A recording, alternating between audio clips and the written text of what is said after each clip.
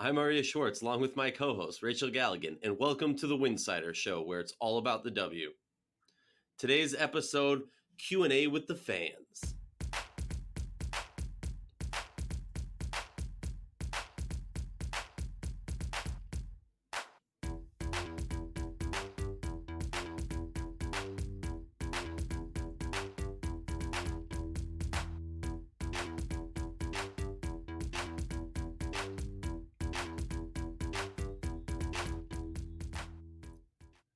We reached out to you, the fans, to speak out and ask us some questions for this episode. And we got some good ones, so I'm excited for what we're going to do here. If you like our show, please consider joining our Patreon community. For less than a cup of coffee a month, you can directly show support for the hard work we do covering the W. Rachel, how you doing? Great. How are you? How's everyone doing today? All the listeners, even though you can't No, How are you? I don't know if anybody caught the morning game. We're recording today on Wednesday. There is the 11 o'clock game. I don't know how anybody was awake for that game. I mean, I watched it. But, I'm on mountain time, and it was just nice being able to get up, have my coffee, catch some WNBA. I kind of like them. It mixes it up a little bit, but the conversation is definitely less prevalent when those early games are taking place. So last season I would watch them while the games were going on, and I found myself not, with that feeling when you need your first cup of coffee to fully see what was going. I had no, I'd watch the game would be over. An hour later, I'd be like, what happened in that game? It's just too, my body doesn't wake up in time. So today what I did was I rewatched it. I just didn't even pay attention during the game, and then I watched it after I had my cup of coffee. It was a good one. It was a really good one. Oh, yeah, and we're going to touch on that. The first question that we were asked is, do we think that there will be any trades going on during this season? And when we saw that question, you and I were chatting a little bit. Who asked it? And I think, I didn't write down who asked these questions. Okay.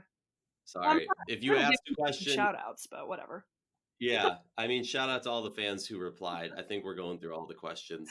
We might shorten your question because it would take a whole episode to do, but that's how it is. So potential trades. And when we were talking about it, something that we both said was, well, first of all, this is the W, and there often aren't these groundbreaking trades. But Rachel, you had a comment when I asked you if you thought, and you were like, well, I kind of feel like all these rosters are set except. And that was kind of the point where I feel like a lot of these rosters, a lot of these teams are pretty confident in what they have. I mean, besides Connecticut, you haven't really, there hasn't been a team that's been consistently great, but I think every team has shown a spurt of that greatness, if you will call it that, to give the coaches and the roster or the GMs or the president of operations the confidence to say, we don't necessarily need to have a trade, with one exception. In my mind, at least. So, you can call me out because I'm crazy.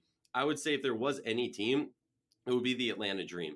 I just feel like they kind of have an overload in a certain style of player, and they're really lacking those players who can knock down a shot. And that has that Alex Bentley-esque-ness to them. They just need more deep threats.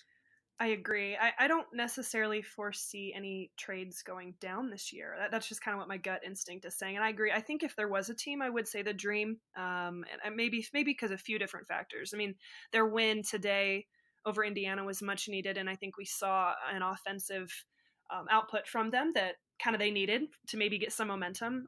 We did see them sign Natasha Heidemann. So, I mean, that's going to fill Bentley's place while she's gone for Eurobasket. But, I guess there's some unknowns with Angel McCautry and, scoring woes, and maybe potentially if they continue to struggle, you could see potentially maybe a trade going down. I don't see a trade taking place with Dallas because we've already kind of seen it. And I think with Dallas, that's more of a team that they're waiting to even just get their players in uniforms from injuries or whatever it may be. So I don't see a potential trade. It doesn't happen a ton in the WNBA, and I just don't anticipate one happening. Yeah, I agree. I mean, the only way that I think a trade would necessarily happen is, again, I mean, if something happened, an injury or something, something maybe like we saw last year where there was a locker room dispute, as they Mhm. call them. Maybe you could see something happening, but I agree with you. I mean, we did see a good amount of movement during the offseason, like in the prep for Right. this season, a lot more than we typically do, I think. So I think that ship has kind of sailed, and now everyone's like, all right. I think everyone, like I said before, everyone in the league has a lot of confidence in their roster, more so than necessarily in other years. I think there was maybe in past years a little bit more of that itching for a Mhm. trade. But let's move on to our next question. And this, I think, is going to be a good one for you, Rachel. Being a former post, being a big, if they as they say, the question was, should McGowan start the rest of the season? Um, I'll just say my piece real briefly was Achana's been playing really well. Yes, she's undersized, and I don't want people to call me out if you've been listening to the episode for a while or the art show for a while, but I have for years said Indiana needs a true center. Indiana needs a true center, and now I'm saying, oh, keep playing the undersized person. All I'm saying is she's been playing really well, and from the leap that I saw from last year to this year, that Pokey was able to get out of her youth, says a lot to me to say, okay, I trust her with these young players to figure it out and to grow. What are your thoughts about McGowan? Should she be starting? Because a lot of people would argue, number 2 pick, put her in. I don't think it's time, in my opinion. I'm a big fan of Achanwa. I'm a firm believer in some consistency with the lineup. It's not like the Fever are struggling. This is a team that's progressing. They're building off, what they were able to do last year, even though it wasn't anything super tremendous, but towards the end of the year. And I mean, you look at their starting five and they're all producing. I think they're all playing very well. You've got some young talent on there mixed with some vets. I personally love Natalie Achanwa. I think she brings such a calmness to this team, kind of like Dupree in some ways, kind of that leadership on the floor. But that's not to take away from McGowan. I think that's just the situation that Indiana's in. I think if anything, McGowan is such a presence, both ends of the floor.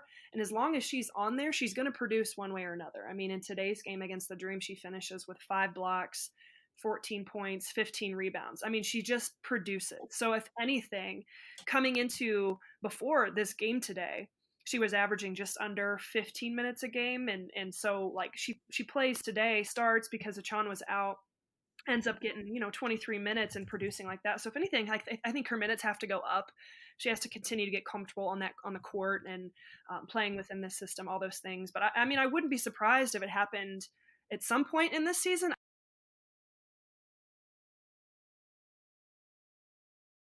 Of the episode, but talking about potential trades, something that popped into my mind while we were talking, Jordan Canada's injury.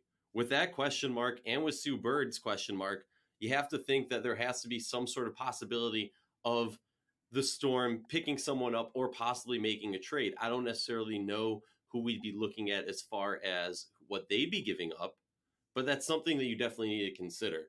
I think that's a great point. That's a fantastic point. I mean, the good news is Jordan Canada is just a bone bruise. The bad news is bone bruises can be can take a long time to recover from. So that's a big blow for Seattle. If they're obviously Bird is going to be out for another 6 weeks minimum. Some you have to question, is she even going to return at all this year? And then Canada, it could be 6 weeks. I mean, bone bruises it's sometimes take quite a bit of time. So maybe there is some potential there where they need to go get another point guard presence. Yeah, and I mean, like, look at Elaine Deldon. I believe her injury was a bone bruise. Obviously, every bone bruise is not the same, Mm-hmm. but that you can use that as an example of like she's back now and like playing. We saw her in the playoffs wearing that brace. She's still wearing a brace. She's still not at 100%. Right. So Right. that tells you what you need to know there. Moving on to our next topic. Sorry to kind of just hop around there. Question was brought up: if each team had a last shot, who do you pick?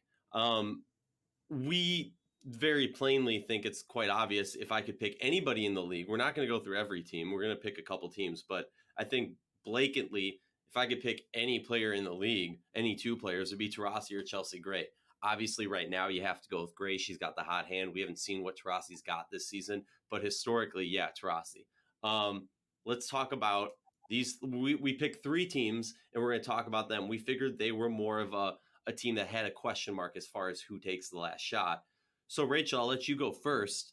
Let's start with the Las Vegas The Aces. Las Vegas Aces. This is such a hard one, as it probably is for anyone who's probably thinking about this roster.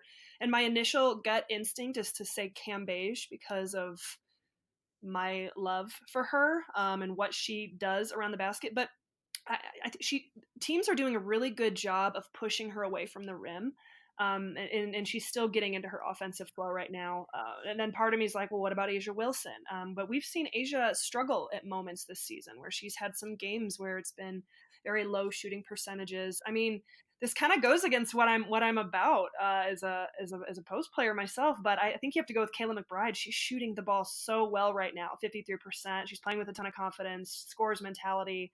I'm gonna say McBride with a close second is Cam Beige. Yeah, I agree with you. I go McBride. I would put my close second. I'm going Kelsey Plum. I love the confidence that she has this year. Well, and the reason I say that is mostly because if you watch in some of the games when she's struggled, she's done a great job of not getting down on herself. In past seasons, you'd see her kind of duck her head. You could tell that the happenings of the game had gone into effect of her play. And I like to see her not let that affect her. And she's been doing a lot of that this season. And I'm big on the Kelsey Plum train this year. I totally am. Let's move on to maybe a little bit harder of a team. We're rolling through the gauntlet. The Minnesota Lynx. Why is this so hard? Well, I mean, maybe it's easy for you. You're just going to say Sylvia Fowles because that's that's what you do. You're right. I don't. I think this one's an interesting one because you talk about a high volume shooter in Odyssey Sims, but we're talking it's the last second shot. So you're not necessarily looking for a high volume. You want high percentage.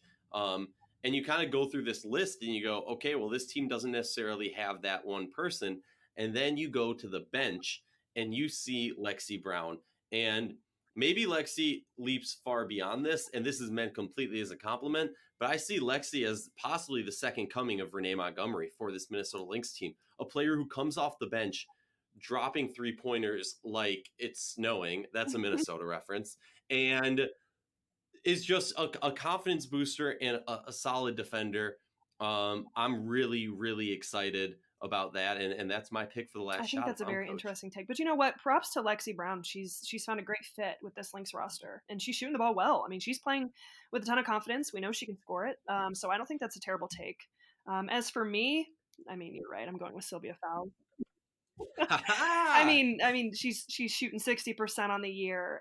The thing is, she's not going to have the ball in her hands, so being able to run some action where she can get it to her sweet spot. But we're talking about Cheryl Reeve here, who's got the capabilities of doing that. You got to go to her. That's a no-brainer to me. Yeah, I hear you. Let's move on to the Connecticut Sun, and the reason we picked this team because we obviously want to talk about Connecticut. But it's hard, and they've kind of ruined our podcast scheduling because we had originally wanted to talk about what teams are doing really good and what teams are blah, blah, blah, and contenders and blah, blah, blah. And we're like, well, Connecticut really hasn't shown us a doubt besides a couple bad games or a couple games that, weren't amazing. They've just been solid all around. But I think the two biggest question marks, as we talk about every time we speak about this team, is how they do in the playoffs. And it really, really boils down to who is the person, who's that star to take the last shot. I know who Rachel's going to pick because it's Rachel. And I read her. No, you're right. No, I don't. For me, it goes down to Shakina Strickland and Courtney Williams. And everyone is going to jump out of their seats and, you are saying Jonquel's the MVP so far. How are you not saying going to her? Yes, I get that. My personal thing is when I think of last second shot, I typically want a speedier player and someone who can shoot it from any point in the court. Whether it's half court, if they get trapped at the half court and have to put up a shot at the Lexi Brown and that shot against LA last week, put up a shot like that.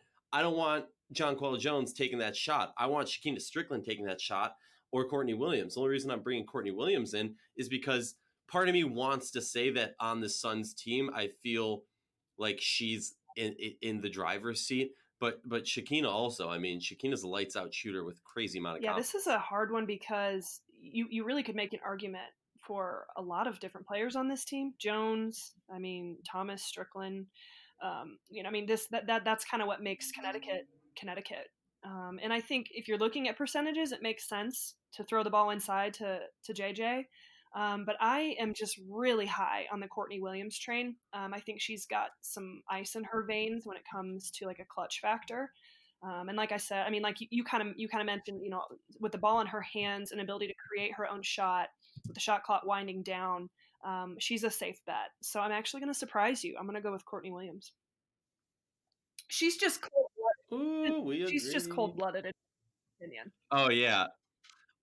Also, I'm just gonna throw this out there. Take it or leave it. I don't care if you hate me for this.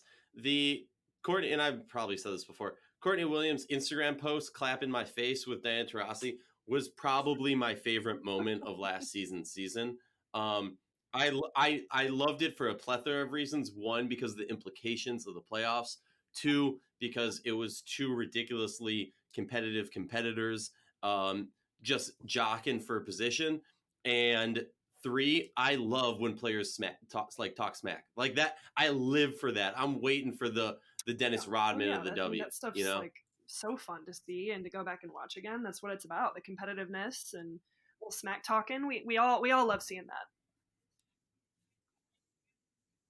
Yes, and hopefully we'll see more of it.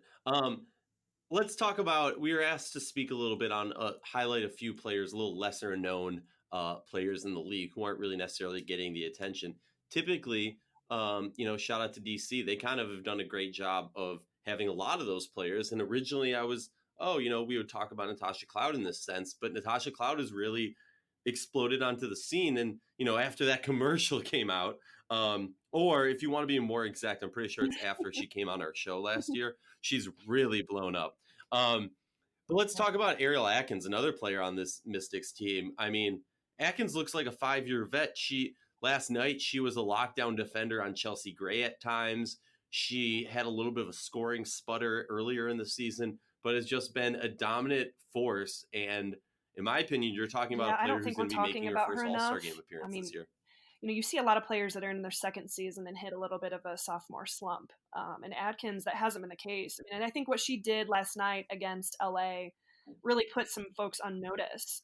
She was dominant. She's shooting the ball well. She's in the right positioning defensively. She's causing frustration. She drops 22 against LA, shoots the ball, 54% from the field. She's just such a confident player and just such a smart player, it seems like, and we do not talk about her enough. At least we haven't yet so far this year, but I really anticipate she'll keep this going because she's as steady as any other team, any other person in the league right now at this point. I mean, you could make an argument for that, just what she's bringing to the table night in and night out. Obviously, you can't necessarily expect her to drop 22 a game, but she's producing, and she's producing on both ends of the floor. Oh, she's producing on both ends of the floor, and even more so, something that really sticks out. If you want to talk about that sophomore slump aspect, whatever. If you look at her stats from last year to this year, it's literally everything's the exact same, except she's averaging one more minute a game. Her free throw percentage has gone up 4, and her turnovers have dropped significant amounts. So, like, what else could you ask for in a second season? I mean, if you ask me why the Mystics have been so good, a lot of people are getting hyped on, or not enough people are talking about Deladon in this team. But if you ask me, this is much more of because of Ariel Atkins than anything I've seen from, Chrissy Tolliver, Elena Deladon. Yes, both those players have been playing well, and she's but Atkins definitely a bit of an X factor for them. off the charts. Oh, definitely. When she's going, right, they know they can, jump on her back and ride it. Let's talk about Tiffany Hayes, a player who the most, we could talk about this forever, most underrated player in the league. She's been having a little bit of a struggle this season. I don't know if there's anything official or whatever. She just doesn't have that burst that I'm used to seeing her have. I have seen that throughout the whole season. What do you think's going on with Tiffany Hayes and the most underrated player in the W? I was ready for Strickland. Give me a second. What did she? Oh yeah, no problem. Oh, sorry, my Okay, well bad. we. Um, yeah, cool. Well, Okay, I can expand. I'm gonna start over. go ahead. Okay, I'll start Tiffany Hayes over whenever you're ready. All right, cool. Um, three, two, one. Let's talk about another player that is just criminally underrated year in and year out. 7 years in the league, the 5'10" guard coming out of Connecticut, Tiffany Hayes. She's had some ups and downs this season. Drops 28 today, so maybe she's curling back. If you look in her last 3 games, she's been going up scoring each game. I haven't necessarily seen the spurt from her. It looked like she was a little bit uncomfortable at the beginning of the season, but now she's kind of trying to start to find her groove. And Atlanta is definitely going to rely on her scoring ability for this team to make a All I playoff know push. is what I saw Talk to me about today what you're out of seeing her, from which is Tiffany Hayes so all-star far this season, type Rachel.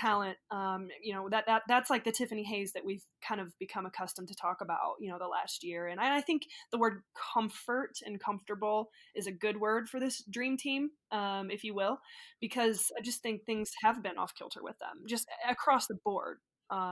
From both ends of the floor, this entire team has kind of, obviously they have not had the best start. They've had the worst start in the league. But I would not be surprised, especially after that output today. 28 points, 9 for 15 against the Fever. That kind of awakens her a little bit. Some players, are slower to start the season. It takes a minute to find your groove. It takes a minute to kind of get into your rhythm. And this could be that type of season with her. I mean, the last 3 games, she's up averaging around, 17 and a half a game. So you got to sit here and think, all right, she's turning it on a little bit. And I think we're going to look back at this game as kind of that game that was her breakout of this season.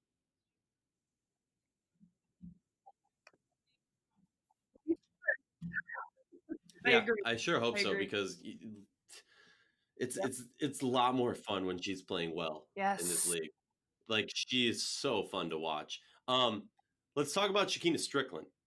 We recently brought her up in talking about Connecticut Sun, but she's also criminally underrated. I mean, hearing Gino Ariemo talk about her and her shooting ability, it was when he was in the announcers booth Mm-hmm. for a game of She's theirs playing recently. It was really well right nice now. to hear And her from like a get the sharpshooter's recognition that she perspective, deserves. their last game when they played the Storm, that game where Gino was behind the booth. I mean, she finishes with 16 points, 50% from 3-point line. I mean, she's as automatic as anyone else in the league right now from beyond the 3-point line. So she's shooting the ball extremely well. I mean, it's like you can tell too when she gets an open shot, the ball's in her hands.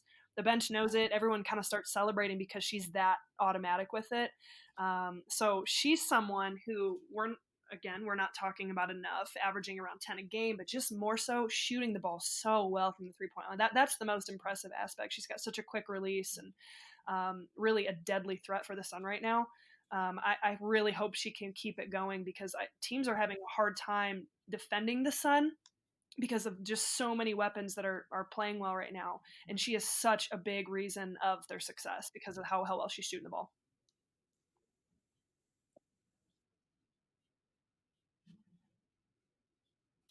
Yeah, and it's funny because I always go back to I'm not gonna lie, I'm not gonna pull punches. I used to hate on her a lot, saying she was the weak link in this Connecticut team.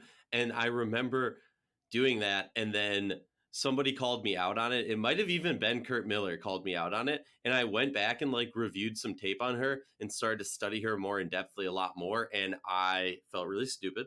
I apologize. I put it out there on social media that I'm an idiot. And hopefully no one holds any grudges because I mean, also she's surprisingly large. Like she's 6'2". And Oh yeah, she's got size to her. yeah, like she can bulldoze down into the paint if she needs to, but it's a beautiful thing when she puts up that 3 ball though, Mm-hmm. and I'm all about the 3. So, let's move on. CBA talk real quick. Rachel, do you expect a lockout? Yes or no? No. Me neither. I just think it's a lose-lose for both. I do think it's in the best interest of the players to let it be known that they will do a lockout if they need to, but I don't think it comes to that.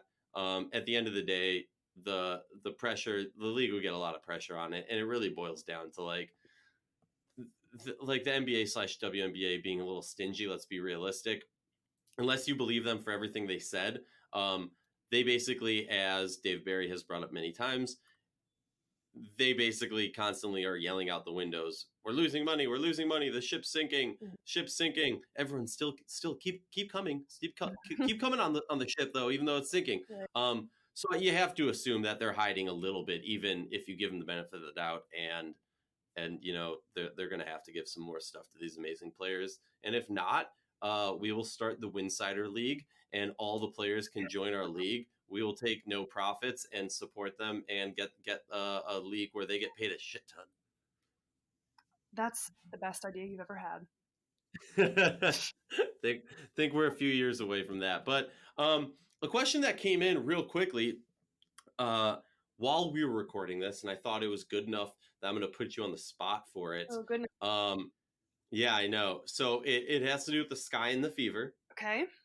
And the question is, contender or pretender? Now, I don't think either of these teams, in regard to championship contenders, are contenders. I think that's clear. But I will say we've seen the Fever play well at points this season. We've seen the Sky play really well at points. I believe they within the last week they were number 2 on the standing. So they've been playing pretty well also of recent.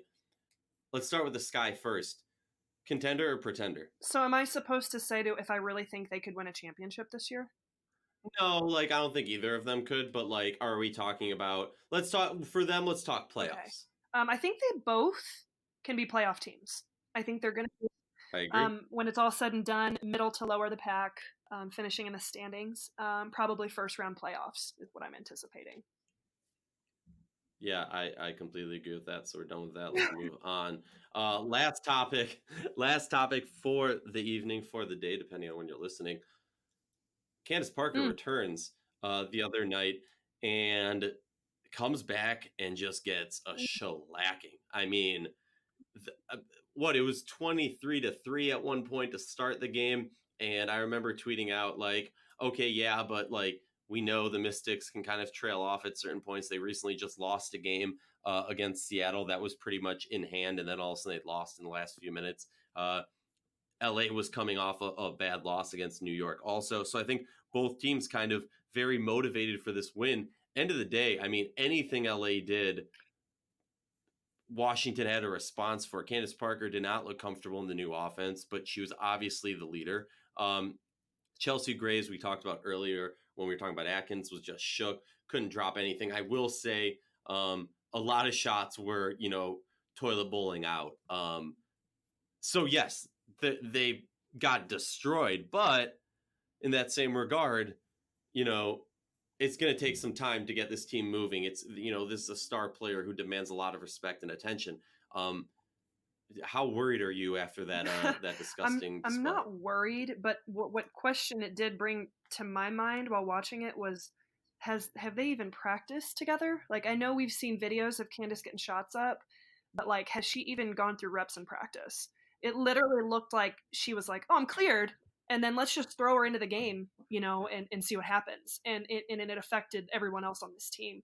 Any sort of continuity they had with Sydney Weiss in the lineup, it just was very off kilter. And I'm not even going to say that was just because of Candace Parker. It was obviously a very tough shooting night. Things were not in rhythm whatsoever from any standpoint. But the unfortunate thing is, it's Candace Parker. She's, and I am going to come at the people very, very aggressively for saying she should retire. That's absolutely ridiculous.